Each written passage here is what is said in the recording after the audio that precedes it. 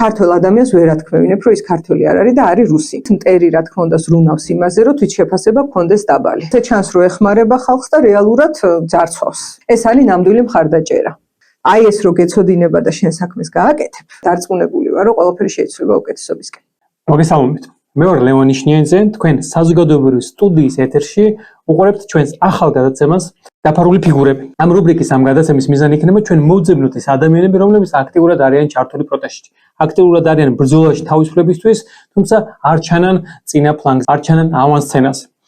მოვძებნოთ ისინი და მოვიყვანოთ, ვესაუბროთ, გაგაცნოთ და გავაცნოთ ის მაყურებელს. დღეს ჩვენი პირველი სტუმარი იქნება ანასტასია გეგია. ეს არის ადამიანი, რომლის დახმარებითაც შეიქმნა ეს სტუდია. ამ სტუდიის შექმნის იდეა პირველად გავაჟღერე ჯგუფ დაიტოვეში და პირველი რაც ჭირდებოდა იმისათვის რომ პროცესი დაწყებულიყო, ეს იყო ფართი სივრცე, სადაც შევძლებდით ამ ყველაფრის გაკეთებას. სწორედ ანასტასია იყო პირველი ადამიანი, რომელიც გამომეხმაურა და რომელმაც გამოთქვა მზაობა დაეთმო ეს სივრცე ამ სტუდიისთვის. ანასტასია, მოკლედ პირველ რიგში შენს თავზე, რომ წარუდგინო, ასე ვთქვათ, ჩვენს მაყურებელს შენი თავი. მოგესალმებით, მადლობა ლევან მოწვევისთვის. სიამოვნებით ვისაუბრებ შენთან ერთად ამ თემებზე, აქტუალურ საკითხებზე და ჩემს შესახებ ორი სიტყვით ვიტყვი, რომ პირველ რიგში აქ იმიტომ ვარ, რომ ვარ მოქალაქე, საქართველოს მოქალაქე და ჩემთვის მნიშვნელოვანია ქვეყანაში რა ხდება. პროფესიული კუთხით ვარ ფსიქოთერაპევტი. სუპერვიზიის ქვეშ და ასევე ვარ სამი შვილის დედა. და აი ეს არის ჩემი სპექტრი, ასე ვთქვათ, ცხოვრებისეული, საიდანაც ვმოქმედებ ყოველ დღე, ვაზროვნებ, ვაკვირდები მოვლენებს და ასე შემდეგ. პირველ რიგში აი ყველა ფრთხილობს ღიად რაღაცა გამოჩდეს და რაღაცა აი ყველა კერძო სფეროში იქნება აი ჩემს ირგვლივ ჩემი მეგობრებიც კი როცა აი რაღაცას მეუბნებიან რომ აი მოდი მაგრამ აი არ გამოჩდები რაც აი სერიოზული გამოწვევა და პირველ რიგში აჩვენებს იმას რომ როცა დემოკრატიას ვსაუბრობ ესეთ რაღაც დემოკრატიულ ქვეყანაში არ უნდა ხდებოდეს და აჩვენებს ეს წარმოუდგენელი იყო თუნდაც 10 წლის წინ ხო და სადამდე მივედით. კი, სამწუხარო ტენდენცია არის. ხო, შენ როგორ ასე თქვა მიიღე ეს გადაწყვეტილება ამ ყველაფრის? იცი რა, რაღაცნაირად რისკიანი ადამიანი ვარ საერთოდ ცხოვრებაში, არ მჩვევია რისკისგან უკან დახევა. თვითონ პროფესიაც საკმაოდ რისკიანი მაქვს არჩეული, ფსიქოთერაპიას ისე ჟღერს თითქოს რომ აი რა რისკია აქ, მაგრამ რეალურად ადამიანების საწუხარს როცა ისმენ და იზიარებ ამ მდგომარეობას და ეს არის შენი ცხოვრების მთავარი საქმიანობა, აქ რისკი არის. უკვე არის რისკი. მეორე მხრივ ბუნებითაც ბავშვობიდან ყოველთვის ვიყავი რისკიანი ადამიანი და ჩემთვის იდეა ძალიან მნიშვნელოვანია. ის ფაქტი, რომ ეხლა თავისუფალი სიტყვა ისმოდეს საქართველოში და ის ფაქტი, რომ რაც არ უნდა მცირე ან დიდი აუდიტორია იყოს, რომ მე შემეძლოს გამოჩენა, ღიად ჩემი თავის ექსპრესია და ასე შემდეგ, ეს ჩემთვის ძალიან ფუნდამენტური და მნიშვნელოვანი საჭიროებაა. ამაზე რამდენიმე მეგობარმა სხვათა შორის მირჩია, რომ ნუ გადადგა მამნა ბიჭს, ეს სახიფათოა, აქ შეიძლება ეს მოხდეს, ის მოხდეს, რაღაც სამი შვილი ყავს ბოლოს და ბოლოს. მესმის ეს ყველაფერი, თუმცა მე ესე უპასუხე არ ჩემ მათიც მესმის, რაც მირჩიეს და ასე შემდეგ, მაგრამ უცხელი ზრუნის. კი, მე უთხარი, რომ თუ ისეთი სიტუაცია მართლა, რომ მე ეს ვერ უნდა ვქნა და უნდა დავიმალო, მაშინ ისედაც საშიშროების ქვეშ ყოფილვარ. მაშინ დიდი სხვაობა არ არის, გავაკეთებ თუ არ გავაკეთებ, უკვე საშიშროება ფაქტი ყოფილა. და მე მაინც იმედი მაქვს, რომ თლად მასეთ წერტილში არ ვართ. და რა თქმა უნდა, ეს რისკი რაც არის, რომ დღეს პოლიტიკურ სპექტრში ისეთი დაძაბულობა და ისეთი ამბავია და ეს დაჯარიმებები რო ხდება, არ ვიცი, აბსოლუტურად მარცხნივ მარჯვნივ უწყინარი ადამიანების, მათგან ბევრს პირადად ვიცნობ. რა თქმა უნდა, რისკის მომენტი აქ იყო, თუმცა მე გადავწყვიტე პასუხისმგებლობა ამეღო, როგორც საქართველოს მოქალაქეს, რახან აქ ვცხოვრობ და აქ ვსდი სამ შვილს, რომ რაღაც სირაქლემას პოზიცია არ იქნებოდა მომგებიანი და ამიტომაც ხართ აქ. მიხარია რომ ასეა. კი, ჩვენს გვიხარია რომ რაღაც ეს ჩვენი თანამშრომლობა შედგა და დარწმუნებულია ნელ-ნელა ასე ვთქვათ, კიდე გამვითარდება და თავის ნაყოფს გამოიღებს. ნატასა გუშინ ჩვენ როცა საუბრობდით, და შენ მკითხე ესეთი კითხვა, რომ შენ რა არ მოგწონს, ასე ვთქვათ, ამ ხელისუფლებაში და რა არის შენის პასუხი, რატო იბრძვი ამ სისტემის წინააღმდეგ და პრინციპი იქ შევთანხმდით, რომ ესეთ ცალსახად და მარტივად გასაცემი პასუხი არ არის. ამ დროს თითქოს ჩვენთვის ძალიან ცხადია ყველაფერი და აი შენი პასუხი რა არის ამ კითხვაზე. შენ რა იცი რა, მე ასე ვხედავ, რომ ჩვენ რაღაცნაირად თემური წყობილებისკენ წავედით. აშკარად კლანური და ეს რაღაც ნათესაური კავშირების და მეგობრული კავშირი თუ რაღაცა მოკლედ არა აფიშირებული და ზურგს უკანა კავშირები გახდა ძალიან მნიშვნელოვანი. ეს დაეტყო სასამართლოს, ეს დაეტყო განათლებას, ეს დაეტყო არ ვიცი ნებისმიერ სფეროს. მე პირადად შემიგრძვნია ეს კლანური აზროვნების, ასე ვთქვათ, ტალღები, როგორ წამოვიდა საქართველოში და ვფიქრობ, რომ აი ეს არ არის დემოკრატია, ეს არის რაღაც უფრო კლანური და უფრო რაღაც აზიური. ეხლა მე არ ვარ ამ საქმის პროფესიონალი და ხალხური სიტყვებით ვიტყვი ჩემ აზრს, აზიური რაღაც მოვლენა, სადაც ეს გადაჯაჭვულობა და ეს მაფია ბჭყალებში რო თქვა არის მნიშვნელოვანი და ვფიქრობ, ეს ძალიან საშიში ტენდენციაა, კორუფცია, მოკლედ რო თქვა.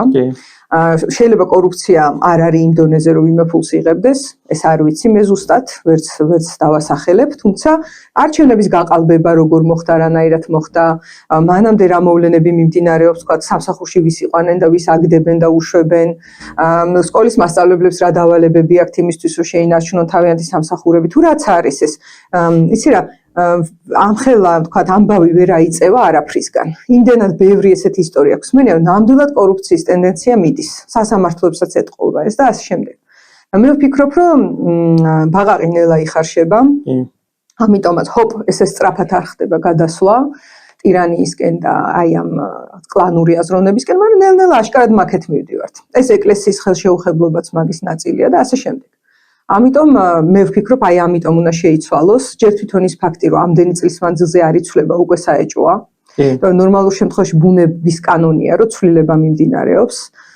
ყველაფერი იცვლება ამ სამყაროში და ეს ამდენი ხანი ერთი და იგივე ხელისუფლების ესეთი სტაბილური გაჩერება და გაყინვა. უკვე დიაგნოზა, ესე იგი უკვე პრობლემაა. უკვე რაღაცა პრობლემას ყველაფერს თავი დავანებოთ, ან იდეალურიც რო იყოს, თუ არ აქვს ალტერნატივა, ესე იგი სისტემა არ მუშაობს. და კლანურ წყობილებაში ვართ. ეს არის რეალობა და ეს არ მინდა ჩემი ქვეყნისთვის. კი. კიდე აი შენ ფსიქოლოგი ხარ, ხო, ახსენე. აი ჩვენ, აი შენი აზრი როგორც რაღაც ფსიქოლოგის, მაინტერესებს აი როგორ მოხდა ის სულ რაღაცა მეგობრებში სვამხოლმე კითხვას, რომ ჩვენ რაღაც ქართველები, რომელიც აი 90-იანებში აი მთელი ამ ანტირუსული განწყობებით თავბრუს დამოუკიდებლობა მოიპოვეთ, რაღაცა ბლოკადას უცხადებდით რუსეთს, გვახსოვს და უნდა დაგვეჩოქებინა რუსეთი. აი ესეთი განწყობებით ვიყავით და დღეს ძალიან ხშირად იგივე ადამიანები, რომლებიც აი ამის რაღაც თანამონაწილეები იყვნენ, უცებ დღეს იძახიან, რომ ნუ რუსეთი ძლიერია, აბა რა უნდა ვქნათ, იქ რაღაცა კოჭი უნდა გაუგოროთ, იქ რაღაცა უნდა გავითვალისწინოთ. ანუ ფაქტობრივად ამბობენ იმას, რომ ჩვენ უნდა დავბრუნდეთ იქ, სადაც ვიყავით 9 აპრილამდე და დამოუკიდებლობის გამოცხადებამდე და ამას იგივე ადამიანები ამბობენ, რომ ნუ აბა რა ვქნათ, ესე არის რა. როგორ მოხდა ეს ჩვენი გარდატეხა, ანუ რის ბრალია შენი აზრით? სხვათა შორის, თქვათ, რამდენად იგივე ადამიანები ამბობენ, ეგ არის. ნუ ყოველ შემთხვევაში ხო, ანუ როგორც თაობაში არის. იმ თაობაში მე ბევრად მეტი ამბობს ესეთ ტექსტს, ვიდრე თქვათ ჯენზიში. ეს ნამდვილად ასეა, თუმცა რამდენად იგივე ადამიანები, იმიტომ რომ მე ვიცი, რომ არის ხალხი, ვინც ძალიან ერთგულია იმ ეროვნული იდეების და სხვათა შორის მე საერთოდ ვფიქრობ, რომ დღემდე საქართველოში ფაქტია, რომ ეს იდეა, რომ ჩვენ არ ვართ რუსეთი და ჩვენ ვართ საქართველო, ძალიან გამჯდარია. მიუხედავად იმისა, რომ რუსეთის გავლენა ყველაფერში არის შემოცოცებული, საცეცები არის ყველაფერში აბსოლუტურად შესული, მაგრამ ქართველ ადამიანს ვერ ათქმევინებ, რომ ის ქართველი არ არის და არის რუსი. თუ რომელიმე პოლიტიკური პარტია, რაც არ უნდა პრორუსული იყოს, ამას გააჟღერებს, რომ ჩვენ რუსეთის ნაწილი ვართ, ჩვენ სინამდვილეში რუსეთთან უნდა ვიყოთ, არ ვიცი, შეერთებული თუ მიახლოებული, ეს არის კატასტროფა მისთვის და მათ ეს იციან. საბედნიეროდ ასე, ანუ ეს ფსიქოლოგიური ფაქტორი, რომ ქართველი იდენტიფიცირებულია ქართველად, საბედნიეროდ მოპოვებულია და აქ საშრომი არაფერი აღარ არის. თუმცა 90-იანებში იყო საშრომი ამ თემაზე, ვფიქრობ და კარგი შედეგიც დაიდო რა, რომ ეს იდენტიფიცირება მოხდა ქვეყნის. ხო, ანუ აი კითხვა ხო საერთოდ აღარ დგას, არ ვიცი საბჭოთა დროს მე არ მახსოვს და ჩვენ არ გვახსოვს ახლა თქვა და რამდენად იდგა, ანუ ხო ახლა რასაც ანუ ის არგუმენტი, რასაც ახლა უკრაინელებზე ამბობენ, რომ თვითონ რუსები ახლა უკრაინელები რა თქმა უნდა, რა თქვენ ახლა რუსები ხართ და ვერ გაგირჩევით ჩვენთან. ხო, ნუ ახლა ჩვენთან აი ძალიან უჭირს ახლა შეიმართებარები. ვერა ჩვენთან კი. ეს ის არის. თუმცა ახლა უფროსი თაობა რომ ამას ამბობს, რომ აბა რუსეთი ძლიერია, აბა ეს გარდატეხა ასე თქვა. მესვის, იცი რა, საერთოდ ნებისმიერი ნეგატიური გარდატეხა და ნებისმიერი გარდატეხა დამოკიდებულებისკენ, ადიქციისკენ, ან მიჯაჭვულობისკენ ხდება მაშინ, როცა ადამიანი არის ცუდად. თუ ადამიანი არის კარგად და მისი ფსიქოემოციური მდგომარეობა, ეხლა რას გულისხმობ ცუდად და კარგად ყოფნაში რა? მისი ელემენტარული საჭიროებები მასლოუს პირამიდის მიხედვით თუ არის დაგმაყოფილებული, ის უფრო საღად და ნათლად აზროვნებს და უფრო აქვს თავის რწმენა. და შესაბამისად აკეთებს ოპტიმალურ არჩევანს და საუბრობს უფრო საღიაზრით. მაგრამ თუ ზეწოლა არის განხორციელებული მასზე ადამიანზე და თუ საფრთხის განცდა თუ არის გენერალიზებული, ან გამუდმებით შფოთვა, ან სიღარიბის ქვეშ არის, ან სიტყვაზე არის ემოციური ზეწოლის ქვეშ, რომ არარაობა ხარ ბრჭყალებში. და ეს ხოთაშორის ისმის საქართველოში, რომ ეხა რუსეთის გვერდზე ეხა ჩვენ გაიგე, მე მესმის, რომ მასშტაბი ძალიან განსხვავდება საქართველოს და რუსეთის. მაგრამ პოლიტიკა ეგრე არ არის მოწყობილი, რომ ეს რო პატარაა, ამიტომ უმნიშვნელოა. პოლიტიკური მნიშვნელოვანება და რაოდენობა ხალხის არ უდრის ერთმანეთს. ამიტომ რაღაცა მნიშვნელოვანება იმას გააჩნია, რომ საქართველოს როგორ არის დღეს. ანუ შენ ფიქრობ, რომ ეს რაღაცა ბუნებრივად მოხდა ამ 90-იანებმა გამოიწვია ეს, თუ ფიქრობ, რომ რაღაცნაირად ხელოვნურად ანუ ეს დაგვაჯერეს? ხელოვნური მომენტი აქ რა თქმა უნდა არის, მტერი რა თქმა უნდა ზრუნავს იმაზე, რომ თვითშეფასება გქონდეს დაბალი. რაც უფრო დაბალი თვითშეფასება გვექნება, სიღარიბე იქნება ეს თუ ჯერ თვითონ წარმოიდგინეთ, რომ ჩვენ ხო ვიცით, რომ საქართველოს ძალიან დიდი ნაწილი ოჯახებში ქალები წასულები არიან, შრომობენ და ოჯახს არჩენენ.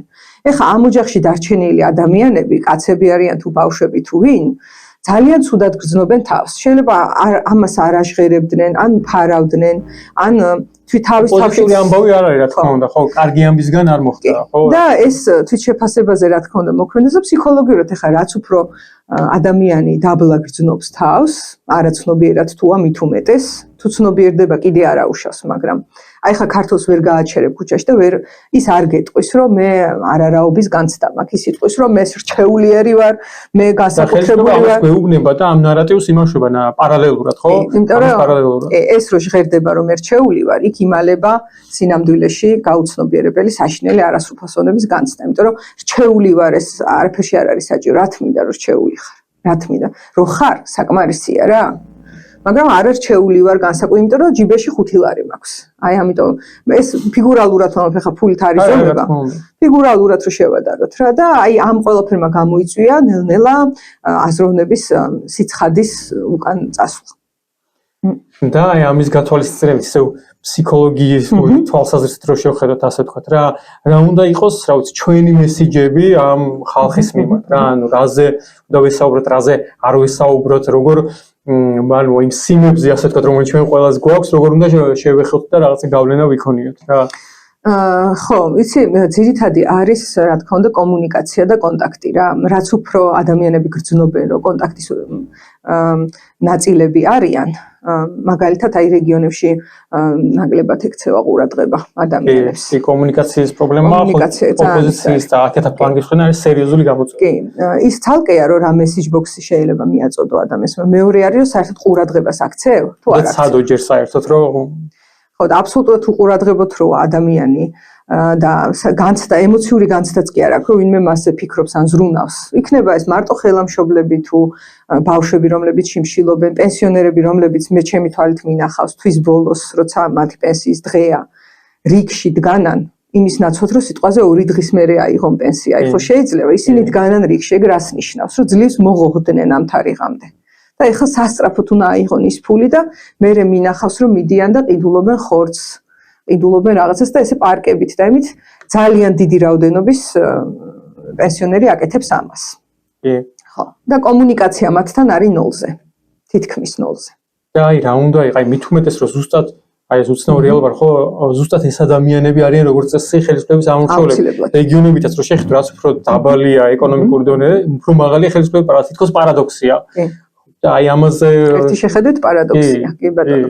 მეორეს ხო ჩვენ აქ აუცილებლად უნდა ვახსენოთ ეკლესიის მნიშვნელობა. იმიტომ რომ ეს ეკლესია გაჭირვებულებს ბრჭყალებში, ეხმარება ბრჭყალებში. ეს ყველაფერი ბრჭყალებში უნდა ვთქვა. იმიტომ რომ ეკლესია რეალურად ბიუჯეტიდან ზუსტად აი ამ ხალხის ფულით ფინანსდება და ამით ყიდულობს ჯიპებს და აკეთებს ძალიან კარგ ბიზნესს. აქაც ხაზი გავალოთ, რაღაცა ინსტიტუტსა და რომელიც იმართავს, ხო? რა თქმა უნდა. წმენას არ ვეხები მე, წმენას არ მე მეორე ეს თანხებიც წარმოშნელია, აი ზუსტად ამ რაიონებში და იმაში რო წირავენ და რაღაცა იმათ არ მიზდით ეგ არაფერი, იმათ დავალებული აქვს რომ იქიდან თქვენ როგორღაც მოახერხეთ ამ ხალხიდან შემოწირულობებით თუ რაღაცა ხო? და რას იღებს ხალხი, ეს ძალიან მნიშვნელოვანია. ხალხი რომელიც გაჭირვებულ დღეში არის იქ რეგიონებში, მივა ეკლესიაში, მას უსმენენ. მის გაზიარება ხდება, ერთმანეთს ნახულობენ, მხარს უჭერენ, ანუ ემოციური კავშირები დგება ეს ძალიან ძვირიჯდება ფინანსურად, მაგრამ ეს ბევრად უფრო ძვირფასია ვიდრე ნებისმიერი ფული. და ალტერნატივა ჯერჯერობით არ არსებობს. თუ იმ ეკლესიაში არ მივიდა და იმ მღვდელთან არ მივიდა და იმ ხალხთან არ მივიდა, რომელიც სიტყვაზე მე აი ამ დიდი კონგლომერატის ყველაზე არ არის რა თქმა უნდა საუბარი საბედნიეროდ ყველა სფეროში, მათ შორის ეკლესიაში ყავს გულწრფელი და ნამდვილი ადამიანები, რა ვიცი, მადლობა ღმერთს ესე ვიტყვი. მაგრამ არის შემთხვევები, სადაც ურბელებივით არიან, ამას თამამად ვიტყვი. ანუ რეალურად არის ნაწილი, რომელსაც ფორმა დაცვია, ასე ვქნა, და ჩინოვნიკია და ბიზნეს ინტერესებს ახორციელებს ამ ინსტიტუტის ეკლესიის მეშვეობით. და ესე ჩანს, რომ ეხმარება ხალხს და რეალურად ძარცვავს. ისე რომ ეს ყველაფერი და შემდეგ უკვე ქადაგებს ვის უნდა მისცენ ხმა. ეს არის შემდეგი ნაწილი და ეხლა ეს სამწუხარო ტენდენცია, მე თვითონაც მრევლი ვიყავი ადრე და მომისმენია ამბიონიდან ვის უნდა მივცე ხმა. არა ერთხელ. აი ამ ადამიანებს ჩვენ აი რამ message box-ით შეიძლება ვესაუბროთ, რომ აი როგორღაც ასე ვთქვათ, დავანახოთ ის ობიექტური სურათი, რომელიც ჩვენი რწმენით არის ქვეყანაში. პირველ რიგში უნდა გამოვიდეთ იმ ილუზიიდან, ამდვილად ილუზიიდან, დიდი ასოებით ვიტყვი ილუზიიდან, რომ ვინმე არის ან ხიხო და ან რაღაცა ჩლუნგი და გაუნათლებელი და ვაიმედედა და ესეთი საუბრიდან, ეს არის სრული ილუზია. არავით არის ხიხო და არავით არის რაღაც ბანძი თუ გოიმი თუ ვიღაც ესეთი უცნაური სიტყვებით შემკობილი ხალხი, ეს არ ეკუთვნის არც ერთ ადამიანს, ვინც საქართველოში დღეს არსებობს, იმიტომ რომ აქ არსებობა ეს ამის სპარტანული შრომა არის. რომ არ არის გაქცეული და არც გაქცეულს ეკუთვნის, იმიტომ რომ ის წავიდა და არჩენს ქვეყანას იქიდან. ძიმე სიტუაცია. ამაზე ადამიანს ეკუთვნის, რომ შენ ხარ, არ ვიცი, გმირი, რომ საერთოდ გადარჩი და ცოცხალი ხარ და სუნთქავა აქ, მადლობა. და მეორე ალბათ რაც ძალიან მნიშვნელოვანია, ნამდვილი გულწრფელი მხარდაჭერა რა. რომ აი ეს პატარ-პატარა, აი ძალიან პატარა кейსები რა. რომ აი ვთქვათ, არ ვიცი, პატარა ბიზნესის დაწყება უნდა ვიღაცა სადღაც სოფელში, ყველას ფეხებზე კიდია. და არიან ადამიანთა ჯგუფი, რომელიც ამას ლუპით ეძებს პირიქით, რომ სად ახარ? აი ვინ ახარ? გამოჩნდი, ჩვენ ჩამოვალთ, ვიხტუნავებთ, ჟურნალისტებს ჩამოვიყვანთ, მოვიზიდავთ ინვესტორებს, რა ვიცი, გავავრცელებთ შენ ამბავს, მთელ საქართველოს მოვდებთ რა. ეს არის ნამდვილი მხარდაჭერა. ნამდვილი, იმიტომ რომ მე ვიცი, რომ საქართველოში არის ძალიან ბევრი ბიზნესის მფლობელი რეგიონებში. რამდენიმეს ვიცნობ კიდეც პირადად და აი ნამდვილი დონკიხოტები არიან არაფრიდან აი ესე პირდაპირ მიწის რაღაცა ნაკვეთიდან თელ თავის ენერგიას დებენ რომ იქ რაღაცა გამოიყვანონ რა და ეს არავის არ აღელვებს ყველას ფეხებზე კიდია ნებისმიერი სხვა რამ აი მაგალითად სადღაც რომელიღაც მაღალმთიან სოფელში არის თქვათ ბავშვი ვისაც უნდა სწავლა ის ყველას ფეხებზე კიდია და თუ არ იარსებებს ქვეყანაში ძალა ვისთვისაც ის ერთი ადამიანი იქნება ძალიან მნიშვნელოვანი და ენერგიას იქ ჩააქსოვს და ამას მე თქვა ხვებით აღიქვავენ უკვე იმედი გაჩნდება რომ ამთლად მარტო არ ყოფილვარ ხო მარტო ღვთისმედად არ ყოფილვარ იმიტომ ღმერთმა რა უთხრა ადამიანს ხელი გაანძრიე და გეშველება ესე ნუ შემომყურებ ხო ხო ანუ ალბათ ისე მაინც კომუნიკაციაზე გადის ხო მუდმივზე და ალბათ რაღაც გაგებით ამ კითხვის პასუხს თვითონ ადამიანებისგან გავიგებთ ჩვენ ხო როცა საკმაოდ აი რა შეგვიძლია თქვენთვის აი ეს არის კითხვა აკთა კიდე აი ერთის მხრივ აი როცა ვამბობთ ამ რეგიონებზე დახმარებას რაღაცა ერთის მხრივ აი ვინც აქტიურად აკეთებდა შეიძლება ითქვას რომ ეს იყო ის რაღაც არასამთავრობო სექტორი რომელიც დასავლეთიდან დახმარებით აი ამ რეგიონებზე ყველაზე მეტ ზრუნავდა რამდენადაც შეიძლება ან როგორც თუ ვინმეზე შეიძლება თქვა ეს რაღაც რეგიონის პატარა პროექტების განხორციელება შეიძლება რა თქმა უნდა თქვა რომ რამდენად საკმარისი რამდენად სწორი აქცენტები იყო აქაც რეალურად იყო ობიექტურად პრობლემა იმიტომ რომ მაინც რაც არ უნდა იყოს ეს ორგანიზაციები რაც საერთო იმის რაღაც ჩარჩოს ფარგლებში მოქმედებდნენ რომელიც რაც მათი საერთო ხედვიდან გამომდინარეობდა და ზოგჯერ საკუთარი სტრატეგია და ინტერესი რა თქმა უნდა და ზოგჯერ საერთოდ ცდებოდა შეიძლება მაგრამ ამავე დროს რეალურად აი ეს რა დახმარება ხდებოდა რაც სოფლის მეურნეობის კუთხით რაღაც უამრავი პროგრამა იყო და თითქმის ეს ყველა მიყვა აი ამ ყველაფერ პროცესს ერთიჯერ რომ ხელისუფლებამ გამოუცხადა ომი ამათ და რაღაცა გამოუცხადა აგენტებად და ეხლა ერთი ჩემი მეგობარი რაღაც ერთ-ერთი რომ ამის პროექტს დასავლეთ დაფინანსებას მოპოვებას ცდილობს რომ გურიაში რაღაცა MRT აპარატით რაღაცა ჩაიტანონ და ცდილობს მოასწროს სანამ ეს ფარას მიიღებენ რაღაცა იმიტომ რომ მე შეუძლებელი გახდება აი ესეთ პროექტებში და მიუხედავად ამისა რომ აი თითქოს ხო რეგიონებშიც აი ეს ხალხი ამ ყველაფერს ხედავდა მაგრამ რაღაცნაირად ძალიან მარტივად არა თუ დათმეს ეს ანუ საზოგადოების დიდმა ნაწილმა, არამედ პირდაპირ თითქოს წიხლიც მიაყოლეს რა. კი ბატონო, მიაყოლეს. აი ამასაც შენ აი ამ აცდენის ბრალია რომ აცდენა მეტი იყო ვიდრე რეალურად თუ აი შენ როგორ იცი რა, აი ჩემი გადასახედია ეს, მე ხა პრეტენზია ვერ მექნება რომ სრულ სურათს ხედავ. ვერავინ ვერ ხედავს სრულ სურათს, მაგრამ ორი დიდი აცდენა არის მანდ. ერთი ის რომ იმისთვის რომ ადამიანს დაეხმარო, შენ კი არ უნდა წარმოიდგინო მას რა ჭირდება და მე ვირსპიტნა არ უნდაო, ხო იცი, ეგ ვარიანტი აკეთო. შენ მას უნდა რაღაცნაირად კითხო და იქიდან ამოიღო ინფორმაცია, მას მართლა ჭირდება. ერთი იყო შენს და ვფიქრობ და თუმცა მეორე ვარიანტიც არის, რომ კი შეიძლება მას ჭირდება MRT. შეიძლება ჭირდება არ ვიცი, განათლება, ან ჭირდება ინფორმაცია, ან რა ვიცი, 1000 რამე შეიძლება ჭირდებოდეს, რასაც NGO რეალურად ახორციელებდა იქ ნამდვილად. თუმცა თუ დახმარება მიმდინარეობს, ეს ძალიან რთული ფსიქოლოგიური ფენომენია რა, მაგრამ ძალიან მნიშვნელოვანი თან. ზევიდან ქვევით თუ მიდის, რაიმეს ან სწავლება, ან მიწოდება, ან დახმარება, იქიდან აუცილებლად წიხლის ამორტყმებით დამთავრდება. ანუ ეგ ახმა იყო მაინც, ხო და სხვათა შორის აი ხა პრეზიდენტის არჩევნები რო იყო, რომელიც ასევე მე ზუსტად ვიცი რომ გაყალბდა და არასწორად არის ჩატარებული და ნუ ეს ჩემი ნათელი ხედვა არის პრეზიდენტის ანუ წინას სალომეს არა სალომეს არ გულისხმობ ეხანდელი პრეზიდენტი რო აირჩა საპარლამენტო მანდაც ხედავ მე რა გაყალბებებია და ასე შემდეგ თუმცა შემდეგ კრიტიკა რო წავიდა პირველ ადგილზე იდგა რომ აბა დიპლომი არ აქვს ეს არ არის კაი კრიტიკა მე ძალიან ბევრ ადამიანს ჩამოვთვლი ვისაც დიპლომი არ აქვს მაგრამ სოფლიო შეცვალეს ეს არ არის კრიტიკა შენ ადამიანს რო ასე ესხმი თავს აქ უკვე ზევიდან ქვევით გადასახედე და მიუხედავად ეს არასწორი მესიჯი იყო ასე ვთქვათ ანუ ამაზე რატო არ ფიქრობს ვთქვათ ადამიანები საქართველოში როცა აკრიტიკებენ სხვებს ეს მე ეგეც შემიძლია ახსნა რატო არ ფიქრობს მაგრამ აღარ შორს წაგვიყვანს ანუ ეგეც ხო აი რატომ მოხდა ანუ გასაგებია ნუ არასამთავრობო სექტორზე ვთქვით რომ რაღაცა თავისი სპეციფიკიდან გამომდინარე საცდენები ხდება და ზოგჯერ იმასაც ვფიქრობ რომ შეიძლება ეს ყველაფერი რაც ხდება საბოლოო ჯამში უკეთესიც იყოს იმიტომ რომ ეხა რაღაცა ჩვენით გვიწევს მართლა და თუ რაღაცა შევძელით რაღაცა ჩვენით ამ სამოქალაქო საზოგადოებას აი რაღაცა ინიციატივების ფორმით მათ შორის ახლა ეს მედია იმას ეხება და აგერ ჩვენით რაღაცას ვქმნით და ანუ თუ გადავრჩით მოკლედ ბევრად ძლიერები გამოვა ეს აუცილებლად მაგრამ აი პოლიტიკოსების შემთხვევაში რატომ მოხდა რომ ანუ ესე თამაშგარე დარჩნენ ეხა საერთოდ ანუ ჯერ ანუ ხალხმა დატოვა თამაშგარე ხო და ანუ თბილისშიც კი სადაც თითქოს კომუნიკაციის ისეთი კრიტიკული ნაკლებობა არ იყო თუმცა არა იმიტომ რომ ხალხთან პირდაპირ უბრალოდ რაღაც მედიაზე და რაღაც ინტერნეტში მეტად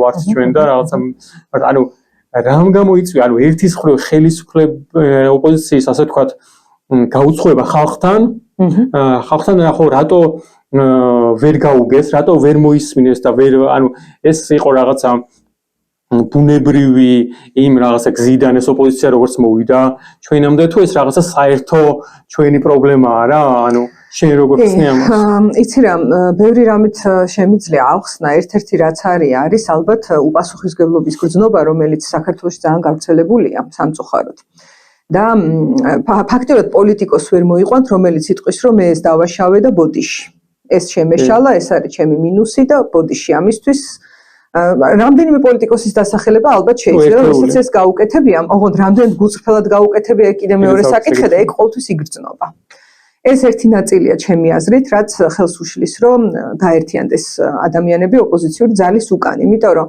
მთავარ ასე ვთქვათ საფუძველს და საყრდენს ვერ გრძნობ რომ ეს ადამიანი პასუხისმგებლობას იღებს ეს ადამიანები გაურბიან ნებისმიერი შეცდომის აღიარებას და მხოლოდ ამბობენ რა გააკეთეს კარგი და ეს იწვევს მერე რეაქციად შეწინააღმდეგებას რომ კარგი გააკეთე კი არა შეასეთო შეისეთო ანუ ეს პატარა ფსიქოლოგიური პატერნია რაზეც დადიან რა ეს ძალიან არ ვიცი თუ გაცნობიერდება იოლი გადასალახია ხოლმე და მეორე მე რაც შევამჩნიე აი სხვათა შორის ზვიად გამსახურდია მინდა ვახსენო იმიტომ რომ მე ვფიქრობ რომ ლომის წილი აქვს ამ ადამიანს რომ ქართველი ამბობს რომ მე ქართველი ვარ ძალიან დიდი წილი აქვს ამ მის სულისკვეთებას რა ის სხვა საკითხია როგორი პოლიტიკოსი იყო თავის ქმედებებით და ასე შემდეგ მაგრამ ორატორი ნამდვილად ძალიან კარგი იყო და რატო იყო ესეთი კაი ორატორი ჩემი აზრით იმიტომ რომ ეს ადამიანი იყო იდეის ადამიანი იდეა წამდა ხედავდა ამ იდეას და მიდიოდა იქითკენ და თავის თავს იძლეოდა ამ იდეაში სადამდეც მიიყვანა ამ ყველაფერმა კი ვიცით და ძალიან ტრაგიკულია მაგრამ ის ზვიად გამსახურდია ყველა კვდება ერთ დღეს რა ვიცი ხო და ეს იდეა და წვა ამ იდეისთვის მე არ მინახავს საქართველოში დიდი ხანია. კი, ანუ იდეის ხო დეფიციტი ნამდვილად ხო იგრძნობა და რაც ხო მე გულწრფელობაში იგრძნობა და ხო იმას აღარა სამფრო რაც ყველა პარტია თითქოს ერთი და იგივე რომელი პარტიის წარმომადგენელია რაღაცა ნაცრისფერი მასა. კი, ბატონო, სამწუხარო რეალობაა. ერთნაირად. ხო, ნუ აი აქედანვე გამომდინარე პრინციპში ანუ საერთოდ გამოსავალს ან შენ როგორ ხედავ თქვა ანუ გვაქვს ეს რეალობა როგორც თქვით საზოგადოების დიდი ნაწილი რაღაცა გაუცხოებულია პროცესების მიმართ ყავს რაღაცა ოპოზიციური პოლიტიკური პარტიები რომელიც ჩვენვე გავიუცხოეთ ობიექტური ალბათ მიზეზების გამო რაღაც ჩვენვე გვაქვს პრეტენზიები ანუ აი ძალიან მეცინება ხოლმე რომ ამბობენ რომ აი ნაცებით განან და რაღაცა ამ დროს რომ დაადგე და მოусმინო ძირითადად ლანძღავენ მაგაც შეიძლება ხელისუფლებას იმდენად ალანძღავთ ხოლმე რომ ვაკრიტიკებთ ამათ იმიტომ რომ რაღაც პასუხისმგებლად თulit რომ აქამდე რომ მოვედით მათი არასწორი ნაბიჯების ბრალი იყო ძალიან დიწილა ხო აი ამის გათვალისწინებით პროცესს როგორ უყურებ შენ აი მოკლე საშუალოვადიან პერიოდში და ხო აი ზოგადად აი შენ როგორ ფიქრობ აი რა შეიძლება იყოს გამოსავალი აი ამ პროცესში პროცესში გამოსავალი ნუ ერთი სხვი მე ყოველთვის ვენდობი ხოლმე პროცესმა იცის ასე ვთქვათ თავისით წაყვანა და რაღაცა გზები თავისით ნელ-ნელა ჩნდება ასე ვთქვათ აი თუნდაც ეხლა ეს არჩევანი რომ გავაკეთებ აქ ამ პოდკასტების სტუდია არის უკვე და გაიხსნა და ფუნქციონირებს აქაც პროცესს ვენდობი რომ ასე ვთქვათ ბუნებაში უცვლელი არაფერი არ არის როგორც წეღან თქვი და ყველა პროცესი ახლა რაც მიმდინარეობს ყოფილა უკვე ეს არ არის პირველი შემთხვევა ისტორიას ახსოვს ესეთი სიტუაციები ესე არ იქნება როგორც ახლა არის ეს აუცილებლად შეიცვლება საით შეიცვლება როგორ შეიცვლება მაგის წინასწარმეტყველება რთულია და ძნელია მაგრამ ესე არ დარჩება ეს რავი თუ ვინმეს ამ რეალობის არ ჯერა რომ ეს შეიცვლება რაც დღეს გვაქვს რა ვიცი ჯობია გადაამოწმოს კი მაგრამ აი რა უნდა იყოს ასე ვთქვათ ჩვენ რა პროცესში რა არ შეგვიძლია და როგორც შეიძლება დავაჩქაროთ რა როგორც საზოგადოებამ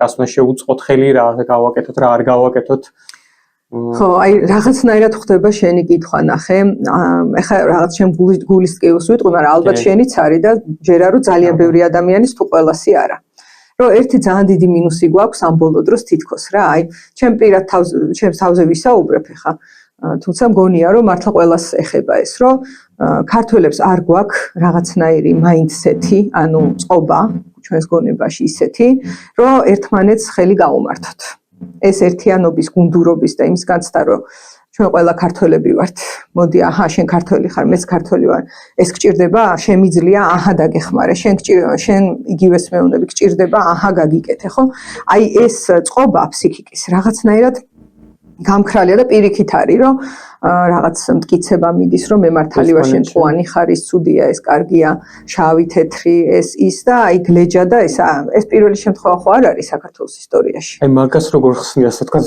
ფსიქოლოგიური თვალსაზრისით აი რატო გვაქვს ეგ თავისებურება ფიქრობ ჩვენი თუ ხო რაღაცა ღარიბ ქვეყნებში ჩვეული ამბავია თუ რამე სხვა ფაქტორია რამაც რატომაც ჩვენთან აი ესეთი დოზით არის ხო ეს ურთიერთდაპირისპირების ამხელა დოზა რაც ქართველებს გაგვაჩნია და გაუტანლობა ერთმანეთის და მე თვითონ ჩემს საკუთარ ბიოგრაფიაში შემიძლია ვთქვა რომ მქონია შემთხვევა რომ ძალიან მნიშვნელოვანი პროექტი გამიკეთებია და ეხაც ვარ ესეთ პროექტებში ერთეულები არიან ქართველები ვისაც ეს გულთან ახლოს მიუტანია და რაიმე პატარა თითი გაუმოძრავებია და სამაგიეროდ ძალიან დიდი ყურადღება მიმიღია ხოლმე უცხოელებისგან და ძალიან გულსადგენია რომ იმის ნაცვლად რომ ქართველს ესე ხედავდეს რომ ეს ჩემიანია კაცო თუ რამის გაკეთება შემიძლია მაგრამ აქ კიდე რა მომენტია იცი ერთმანეთის იმედიც არა გვაქვს რომ ეს ქართველი რო არ გააკეთებს ესეთი წინასწარ განწყობები არის ბევრი შექმნილი და აი რაღაცნაირად ისეთი აი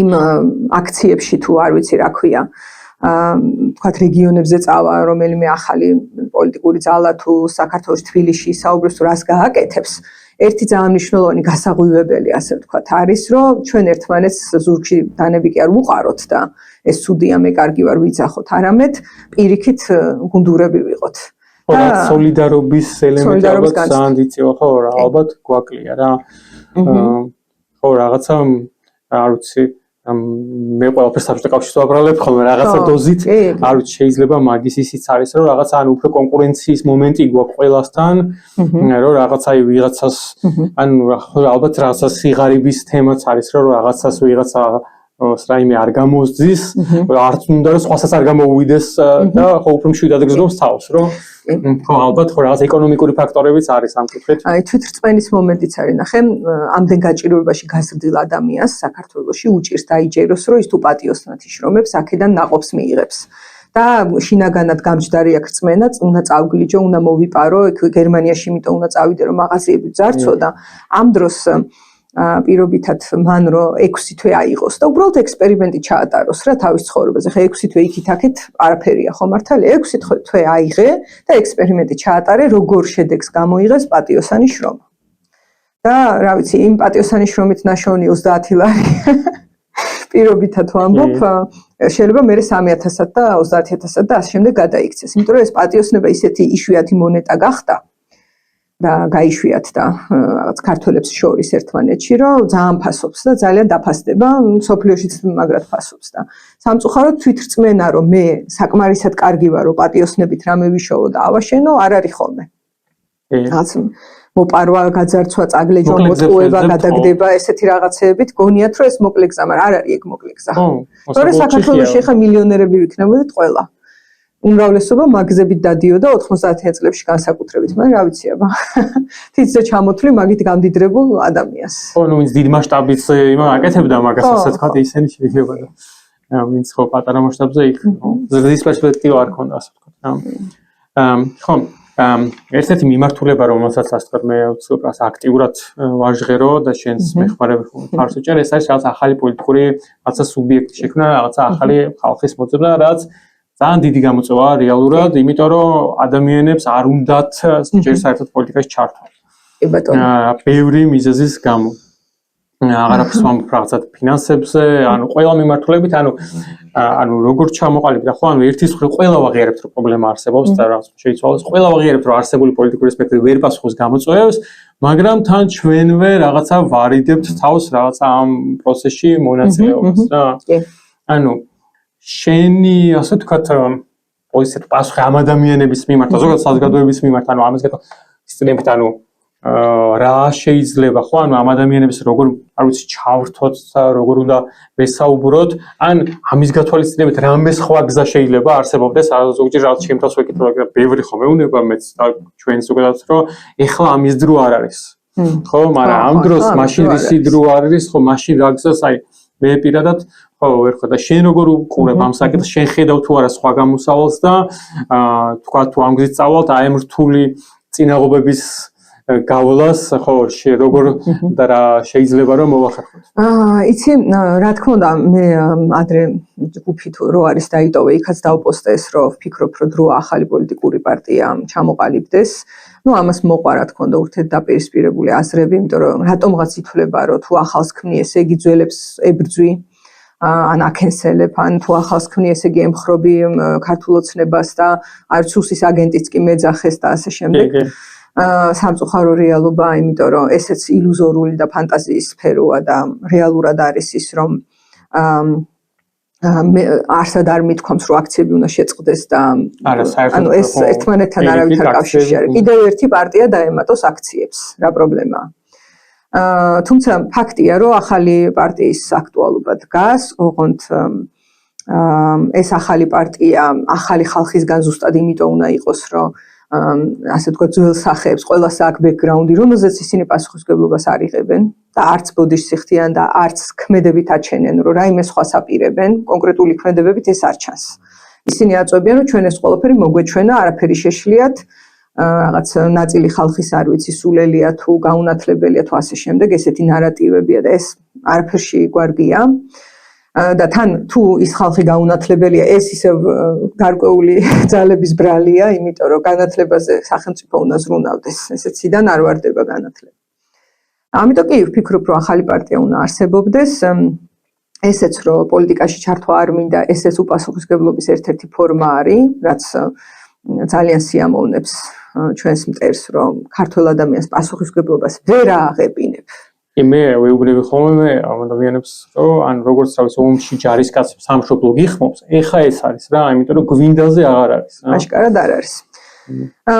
თუმცა თან სადღაც ვერ გააკრიტიკებ, იმიტომ რომ მესმის კიდეც საქართველოში არ გინდოდეს პოლიტიკაში ყოფნა. როგორც ალბათ, სიხარულით ომშიც არავინ მიდის. კი, გვესმის, რომ ეს რაღაც ეხაც უკრაინის შემთხვევაში პრობლემა აქვს იქაც, რომ ადამიანი მივხედოთ ყველაფერს, რომ ყველას ისმის, მაგრამ ხო თუ ვამბობთ, რომ ვიბრძვით თავისუფლებაზე, მადლობა ღმერთს, უკრაინისგან განსხვავებით ჩვენ ფიზიკურად რაღაც ესე არ ვიბრძვით და ბევრად ასე ვთქვათ, მცირე რისკების გაწევა გვიწევს, ხო, ამაზეც თუ წამსვლელები არ ვართ, ხო, ალბათ რაღაცა სხვასაც რაღაც მიმართած პრეტენზია გქონდეს რა. ურთიერთობები კიდე უნდა დავამატო აქ, იმიტომ რომ შიდა ურთიერთობებზე ვისაუბრე და აი ძალიან დიდი ნაბიჯი იყო ჩვენი პრეზიდენტის სალომე ზურაბიშვილის მხრიდან, რომ წავიდა და მთელ მსოფლიოში თუ კი სადმე მიესვლებოდა ყველგან ვიზიტზე რომ ჩავიდა და ჩაიტანა ამბები. ეს იყო ძალიან მნიშვნელოვანი ნაბიჯი. არ ვიცი მხოლოდ სალომე რატო აკეთებს ამას და სხვა ოპოზიციონერები რატომ არ გადიან, ან თუ გადიან ჩვენ რატო არ ვიცით. ან ტელეარხები რატო არ აშუქებენ ამ ურთიერთობებს? ლეგიტიმაცია ალბათ ყველაზე მეტი მას აქვს, ყველაზე ეფექტური ჰომისი იქნება, თუმცა ხო რა თქმა უნდა, ყველას ის არის ერთ-ერთი მთავარი ამოცანა უნდა იყოს სწორი კომუნიკაცია იქაც. სწორი მესიჯი. და აინტერესებთ, იცი? უცხოელებს აინტერესებთ ჩვენთან რა ხდება, ეგრე არ არის.